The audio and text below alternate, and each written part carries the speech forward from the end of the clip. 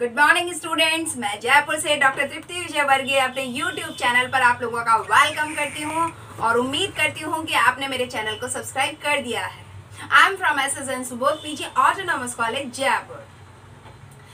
बच्चों, आज की क्लास में मैं आपको बताने वाली हूं कि जिस तरह से हमने प्रोडक्शन डिजाइनिंग और डेवलपमेंट को एक इंट्रो फॉर्म में पढ़ा है, अब प्रोडक्शन डिजाइनिंग को थोड़ा सा डीप फॉर्म में पढ़ेंगे, उसका थॉरो स्टडी करेंगे। क्या होता है डिजाइन, किस तरीके से डिजाइन होता है, क्यों जरूरी है, क्या ऑब्जेक्टिव्स है, इंपॉर्टेंस क्या है, टाइप्स क्या होते हैं, इन सब चीजों के बारे में। देखो, एक इंट्रोडक्शन पढ़ लेने से क्या होता है, एक दिमाग में फ्रेम सेट हो जाता है कि हमें क्या पढ़ना है, कैसे पढ़ना है, किस ट्रैक पे चलना है। अब उसकी थॉरो स्टडी करते हैं वन बाय वन। तो I am taking the objectives and factors affecting and importance, types वगैरह वगैरह। ठीक है, तो जरा बात करते हैं प्रोडक्ट डिजाइन क्या होता है। एक मिनट के लिए अपने दिमाग में एक इमेजिनेशन लाओ कि अगर मैं मोबाइल बात करती हूँ, मोबाइल इंस्ट्रूमेंट की बात करती हूँ, सेलुलर फोन की, तो जो आज से 20 साल पहले डिजाइन हमारे हाथ में थे और आज जो variety of design are available in the market, आप सोचो उनकी डिजाइनिंग कहीं ना कैसे हुई है ना। किस तरीके से हुई होगी, किन लोगों ने ऐसा काम किया होगा, क्यों इसकी जरूरत महसूस हुई होगी। मार्केट में सर्वाइवल इंश्योर करने के लिए प्रोडक्ट में डिजाइनिंग करनी पड़ती है, उसका डेवलपमेंट डे बाय डे करना पड़ता है, कस्टमर्स को सर्च करना पड़ता है। बोलना जितना आसान है, करना उतना आसान नहीं है, और अगर करना उतना आसान है तो इसके सक्सेस फैक्टर्स को एस्टिमेट करना तो बिल्कुल भी आसान नहीं है।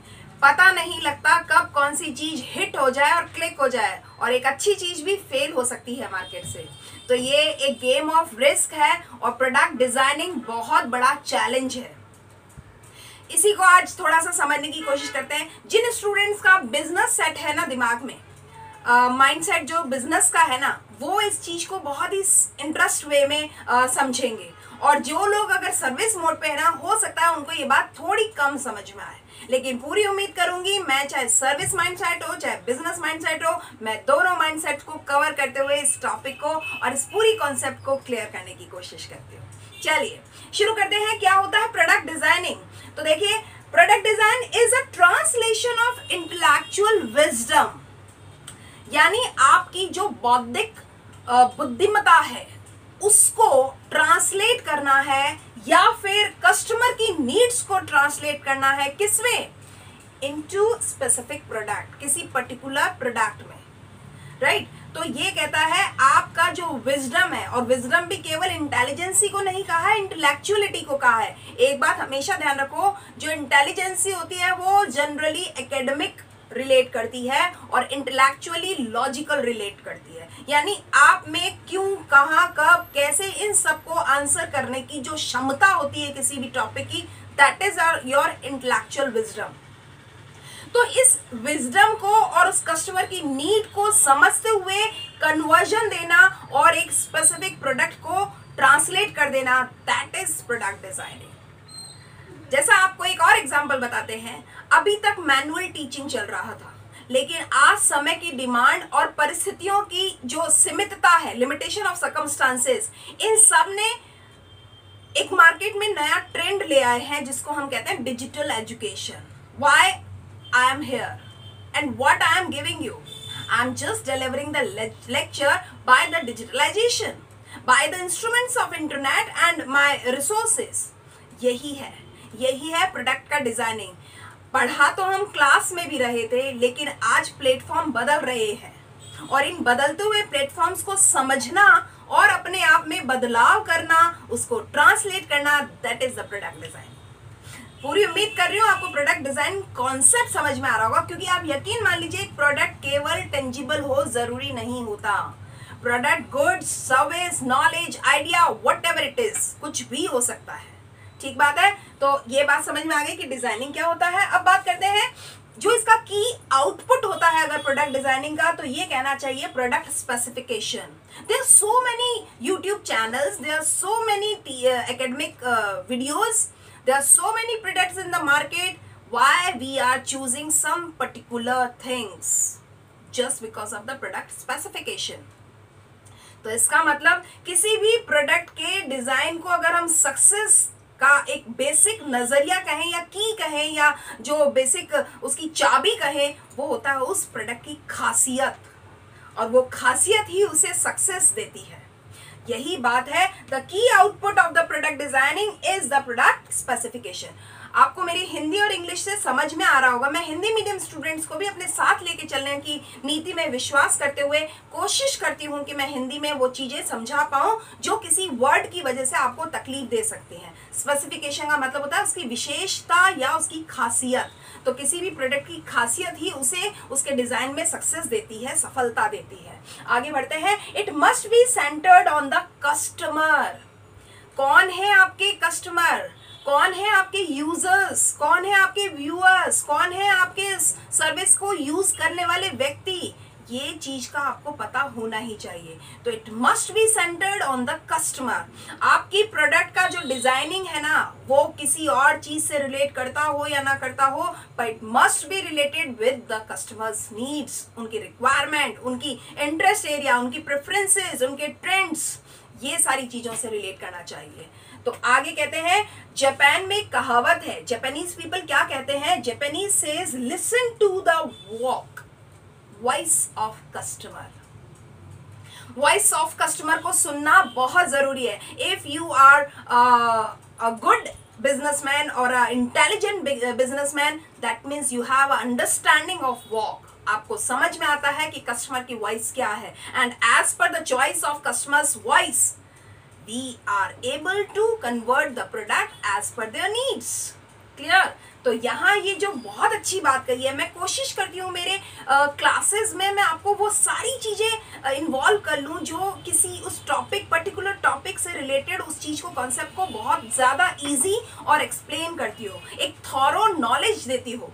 तो जो जापानीज जो वॉइस है, जो कहना चाहिए सेइंग है, वो इस चीज़ को और भी ज़्यादा पुरजोर महत्व देती है कि किस लिए प्रोडक्ट डिजाइनिंग इंपॉर्टेंट है। क्योंकि अगर आपको सक्सेसफुल होना है तो you have to listen the voice of customer. ठीक बात है, आगे बढ़ते हैं। Success is measured by CQ and TTM। किसी भी प्रोडक्ट की अगर सक्सेस को मेजर करना है तो उसकी कॉस्ट से, उसकी क्वालिटी से और उसके टाइम टू मार्केट से ही जज किया जा सकता है। टाइम टू मार्केट का मतलब होता है, मान लीजिए एक आइडिया आपके दिमाग में जनरेट होता है और उस आइडिया को जनरेट करके एक्चुएट करने में आपने एक बहुत लंबा पीरियड ले लिया। मतलब जब मार्केट में एक्चुअली आपको अपना प्रोडक्ट या नॉलेज लॉन्च कर देनी चाहिए थी, आप सोचते ही रहे, काम करते ही रह गए, और जब उसे एक्चुएट फॉर्म में मार्केट में लेके आए तब तक बहुत सारे कस्टमर, कॉम्पिटिटर्स मार्केट में आ चुके थे, या उस तरह के प्रोडक्ट मार्केट में बहुत आराम से अवेलेबल थे। तो यकीन मान लीजिएगा आपके इस प्रोडक्ट की खासियत अपने आप में कम हो जाएगी। मैं आपको कहती हूँ कि मैंने कभी नहीं सोचा था कि मैं कभी चैनल बनाऊंगी, लेकिन लॉकडाउन पीरियड ने मुझे एक अंदर से आवाज दी कि यही वो टाइम है जब हम कुछ नया कर सकते हैं। और ना समय को वेस्ट करते हुए तुरंत मैंने मेरा चैनल लॉन्च किया, और तुरंत मेरे चैनल में आपने देखा होगा स्टार्टिंग से जो मेरे वीडियोस हैं और आज 3 महीने बाद में जो मेरे वीडियोस हैं उसमें लगातार इम्प्रूवमेंट, लगातार उसमें सर्च, उसमें लगातार मैं कुछ नया दे रही हूँ। यही है प्रोडक्ट डिजाइनिंग। मैं आपको आपके सामने एक एग्जाम्पल सेट कर रही हूँ, आपको समझ में आएगा कि क्या होता है product designing. What I am giving you, I am just sharing the knowledge.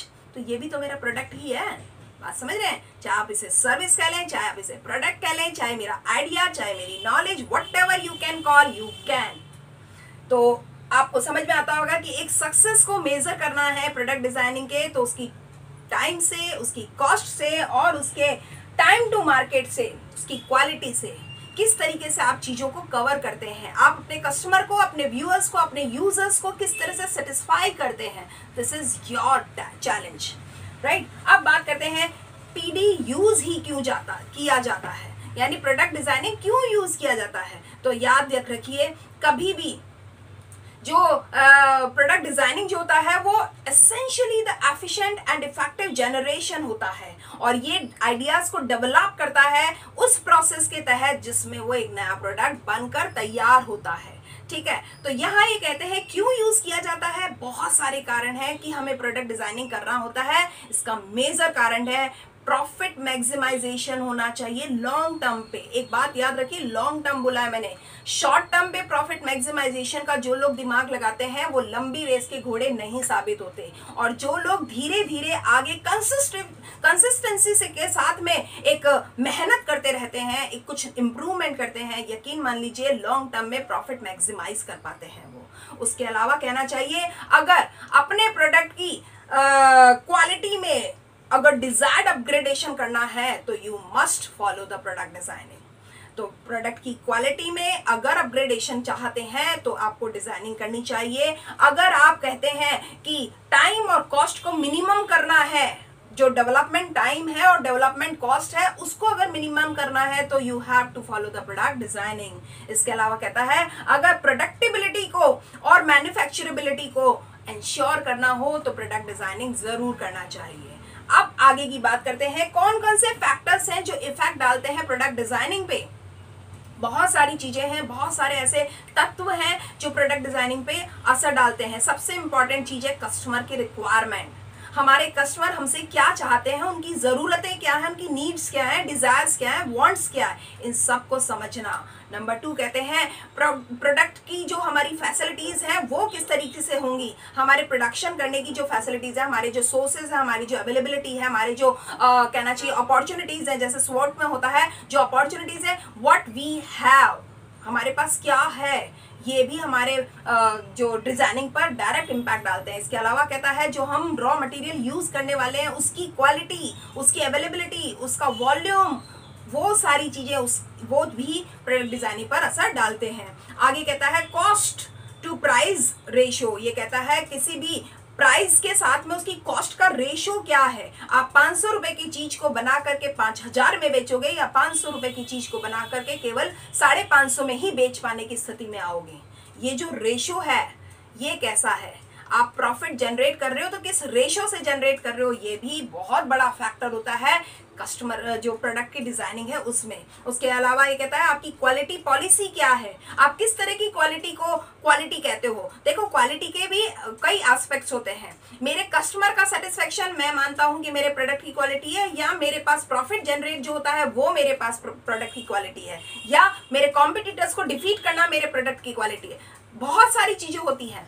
तो एक जो बिजनेसमैन होता है, मैन्युफैक्चरर होता है, उसके लिए क्वालिटी की पॉलिसी क्या है इसका भी असर आता है कि हम प्रोडक्ट में डिजाइनिंग किस तरीके से करेंगे। इसके अलावा कहता है हमारा जो प्लांट है, जो हमारी मशीनरी है, वो किस तरीके से हमें अलाउ करेंगे कि हम प्रोडक्ट की डिजाइनिंग करें। अगर हमारी मशीनरी लो टेक्नोलॉजी या ओल्ड टेक्नोलॉजी वाली हुई तो हम एक नया डिजाइन, एक इनोवेशन नहीं इंट्रोड्यूस कर पाएंगे अपने प्रोडक्ट में। मगर एक हाईटेक टेक्नोलॉजी को लेकर के और एक बढ़िया प्लांट को बना सेटअप करके हमने अगर एक प्रोडक्ट में डिजाइनिंग किया होगा तो ऑब्वियस है कि हम अपने न्यू टेक्नोलॉजी को इस्तेमाल करके अपने कस्टमर्स को मैक्सिमम टू मैक्सिमम सेटिस्फैक्शन दे पाएंगे। इसके अलावा कहता है जो हमारी एग्जिस्टिंग प्रोडक्ट्स हैं वो किस तरीके से हमारी मार्केट पर असर डालते हैं, क्या वो इस समय चल रहे हैं या नहीं चल रहे हैं। हम जिस प्रोडक्ट को सोच रहे हैं उस प्रोडक्ट के अलावा जो हमारे प्रोडक्ट मार्केट में अवेलेबल हैं उनकी रेपुटेशन क्या है, उनकी गुडविल क्या है, ब्रांडिंग किस तरीके से हो रही है, हमारे कस्टमर के दिमाग में या मानस पे उसकी क्या छवि है। इस चीज का भी डायरेक्ट असर आता है हमारे प्रोडक्ट डिजाइन पे।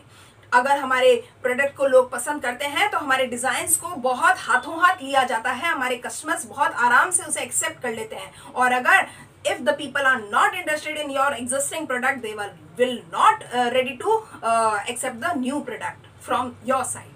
ये एक इंपॉर्टेंट चीज है। उसके अलावा ये कहते हैं reputation of the company. Obvious है जब अगर एक आपके अवेलेबल प्रोडक्ट की इमेज का इतना असर आ रहा है तो आपकी कंपनी के तो रेपुटेशन का जबरदस्त असर होना है। तो रेपुटेशन क्या है, छवि क्या है, गुडविल क्या है, मार्केट में इमेज क्या है, इन सब चीजों का असर आता है हमारे प्रोडक्ट डिजाइनिंग पर। तो आपको समझ में आया होगा किस तरीके से फैक्टर्स फर्क डालते हैं हमारे प्रोडक्ट के डिजाइनिंग पर। अब बात करते हैं कौन सी कैरेक्टरिस्टिक्स होनी चाहिए एक प्रोडक्ट के अंदर, कौन से फीचर्स होने चाहिए, क्या विशेषताएं होनी चाहिए। तो देखो सबसे इंपॉर्टेंट चीज, जैसे मैंने अभी यहाँ पे बताया था कि स्पेसिफिकेशन जो है वो बहुत इंपॉर्टेंट चीज होती है। तो नंबर 1 अगर फैक्टर की बात करें जो फीचर्स होता है वो है फंक्शनैलिटी। किस तरीके से प्रोडक्ट फंक्शन करता है, क्या वो उस पर्पस को फुल करता है जिस पर्पस के लिए उसे बनाया गया है, क्या उसके फंक्शंस, उसके फीचर्स उसको सेटिस्फाई करते हैं जिसके लिए वो बनाया गया है। ये इसका इम्पॉर्टेंट एस्पेक्ट है अगर आप प्रोडक्ट डिजाइनिंग की बात करते हैं। एक बात है रिलायबिलिटी, क्या लोगों को इस पर विश्वास है, क्या लोगों का ये विश्वास है कि एक पर्टिकुलर जो डेजिग्नेटेड टाइम ऑफ पीरियड है उसमें वो उस प्रोडक्ट का फंक्शन हो पाएगा। अगर ऐसा होता है तो लोगों के पास उसकी इमेज मजबूत होती है।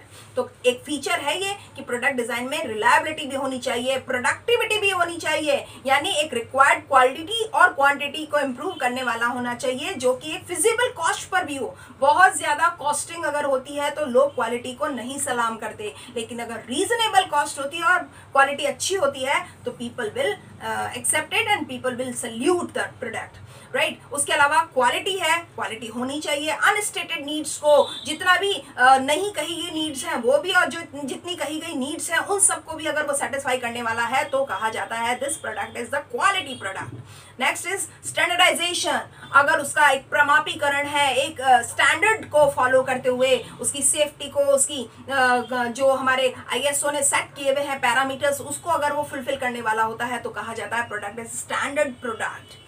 और ये खास बात होती है किसी भी प्रोडक्ट के डिजाइन के फीचर्स में।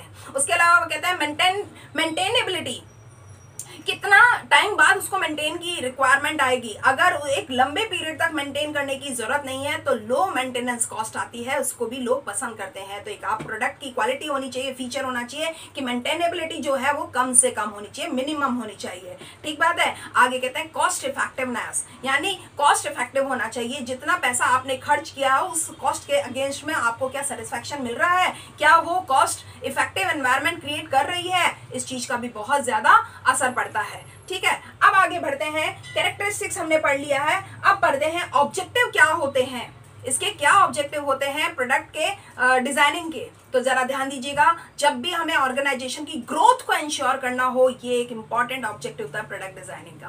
प्रोडक्ट डिजाइनिंग की लक्ष्य होना चाहिए कि हमारे ऑर्गेनाइजेशन की ग्रोथ इंश्योर हो, हम हमारी क्वालिटी जो कैपेसिटी है प्लांट की, मैन की, फिजिकल फैसिलिटीज की, मशीनरी की, पावर की, इन सब की सरप्लस कैपेसिटी को हम यूज कर सके, इंश्योर करना होना चाहिए। ये भी एक ऑब्जेक्टिव होता है।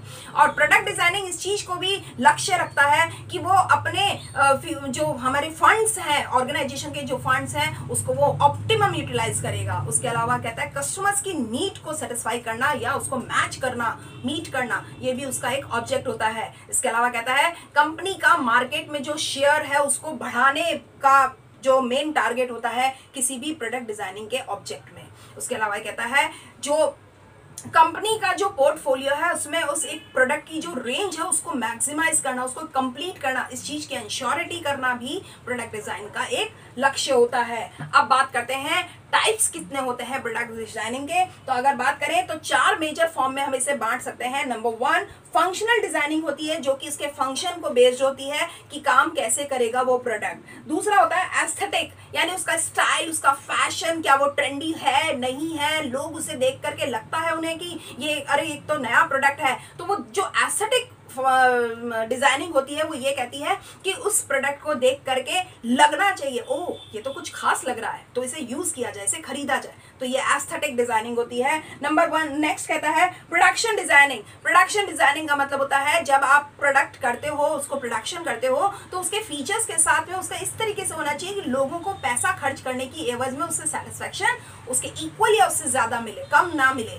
तो इसको बोलते हैं प्रोडक्शन डिजाइनिंग। और एक और आता है पैकिंग डिजाइनिंग। जिस प्रोडक्ट को आपने बनाया है उसकी पैकिंग इस तरीके से की जाए कि उसकी जो भी रिएक्टिविटी है, चाहे एनवायरनमेंट के साथ, एयर के साथ, वाटर के साथ, जो भी कुछ है उसको मेंटेन किया जाए, यानी प्रोटेक्ट किया जाए। तो ये भी एक डिजाइनिंग होता है, पैकिंग डिजाइनिंग कहते हैं। इस तरीके से मैंने आज आपको प्रोडक्ट डिजाइनिंग के एक मोटे मोटे हिस्से को समझा दिया है। अब प्रोडक्ट डिजाइनिंग का जो खास चीज आ जाती है ना, वो अब मैं आपको अगले उसमें क्लास में बताऊंगी, जो कि एलिमेंट्स या कंपोनेंट कहना चाहिए कि प्रोडक्ट डिजाइनिंग के कौन कौन से एलिमेंट्स और कंपोनेंट्स होते हैं। पूरी उम्मीद करती हूँ आपको मेरी ये क्लास समझ में भी आई होगी और पसंद भी आई होगी। Keep watching my videos regularly. Thank you so much students.